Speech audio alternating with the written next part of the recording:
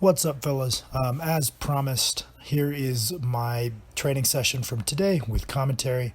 I am currently finishing up my hypertrophy phase, and this is my primary benching day, aka the day that everything is dedicated to improving my flat barbell bench press. Despite training for strongman, I found a good bit of utility keeping some level of priority on my bench press, as if I have a strong bench press performed with a close to moderate grip, I have enough tricep strength that I don't have to worry about it. And my events days, my shoulder presses can all just be focused on developing strength in the shoulders and developing technique, and that'll indefinitely seem to build up my 1 rep max, as I don't have to worry about developing the triceps so long as my flat press is strong. I decided I would do my benching on the axle today for no good reason other than to entertain myself. It was pretty fun. Definitely a little bit different than benching on the Texas bar, as I get a little bit of whip when I bench on the Texas bar, and obviously there is zero whip on an axle. So I worked up to the same amount of weight I would have done on the regular bar. I don't treat this as a different variation. It's not a variation. It's just pressing on a different bar. I wouldn't think of it any differently than had I used a different kind of 45-pound bar. So I worked up to the weight that I was scheduled for, and I did 2 sets of 4 at 415 pounds before I did my final set of 8 at 415 pounds.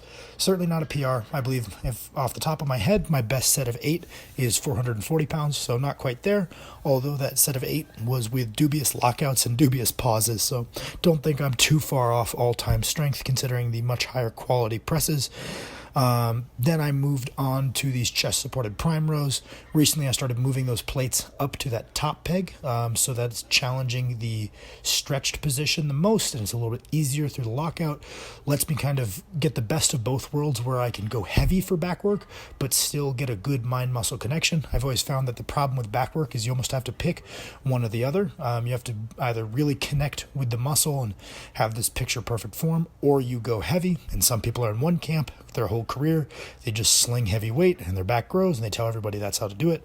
And then other people for their whole career are doing like 100-pound lat pull downs with a great mind muscle connection, and tell everybody what to do. And historically, what I've done is I've kind of had one exercise slot to go heavy and one to get a good feel for the weight.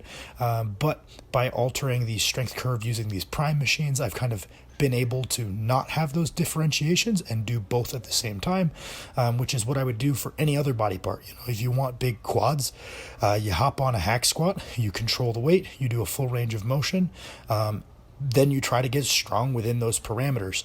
Whereas back work, I've always had to alternate between getting a good mind-muscle connection, good technique, and moving some weight. Whereas nowadays, using these machines, I'm able to kind of do both at once, which has been nice. Moved on to the Yukon bar bench. The reason I'm doing these is this is the exercise slot where I'm supposed to do some kind of flat press with a greater range of motion, so a greater stretch at the pecs, which seems to greatly decrease the frequency at which I strain my pec. Historically, my go-to exercise in this slot has been dumbbell bench, although the dumbbells only go up to 120 at this gym, and I'd been banding some 10s onto the sides and then 10s and 5s to rig heavier dumbbells, and finally that started to get a little bit too sketchy for me. Considered doing chest-focused dips, but I decided to just use the Yukon bar as more of a bodybuilding exercise to achieve that goal of kind of preparing my pecs for a little bit greater demands than whatever I'm doing them. Moved on to the prime pull down, kind of the same approach, loading the weights on the top peg. That way I can kind of still squeeze, but I can also move pretty maximal weights. Did 4 sets of 2-arm tricep press downs. Did 4 sets of these palm up tricep extensions. Nothing special about these, just kind of getting in some variety to keep myself sane. And then I ended with 3 sets of reverse grip easy bar curls.